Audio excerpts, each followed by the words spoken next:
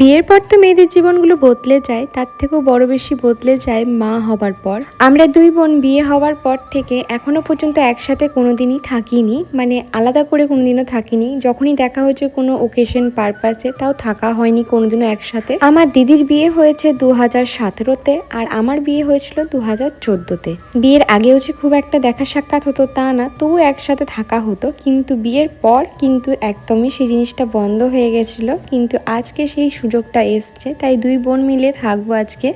তাই সকাল থেকে উঠে রান্নার তোড়জোড় করছিলাম, আর এখানে কিছু ভাজাভুজি করেছিলাম, তার সাথে আলু পোস্ত হয়েছিল, একটু গুগলি হয়েছিল। প্রীতম এদিকে ঘরটা পরিষ্কার করে দিচ্ছিল, সবটা একা হাতে করা আমার সম্ভব ছিল না। আর তার সাথে হয়েছিল মাটন। বাকি রান্নাগুলো আর দেখানো সম্ভব হয়নি, কারণ তারপরে বাড়িতে একটা আলাদা রকম আমেজ চলে এসেছিলো। সবাই চলে এসছে, এটা হচ্ছে বাবা মা, দিদি, জামাইবাবু সবাই রয়েছে এখানে। তো আমরা বেশ আনন্দ করে পুরো দিনটা কাটিয়েছি। আর এখানে যিনি বসে আছেন তিনি হচ্ছেন আমার জামাইবাবু। আর একটা কথা কি জানো তো, খালি চোখে সবসময় চোখে পড়ে না, কিন্তু পরে দেখছি দিদির পেছনে নাইটি স্টিকারটা তোলেনি। তো এখানে দিদি সন্ধ্যেটা দিয়ে দিচ্ছিল। আর এটা হলো আমাদের ছোট মেয়ে। তারপরে করেছিলাম একটু রদ চা, খুব সুন্দর করে। এখানে এই মানুষটি একটু একা হয়ে গেছে, তার কারণ হচ্ছে প্রীতম গেছিল কাজে, আজকে ছুটি পায়নি কাজের মধ্যেতে, তাই।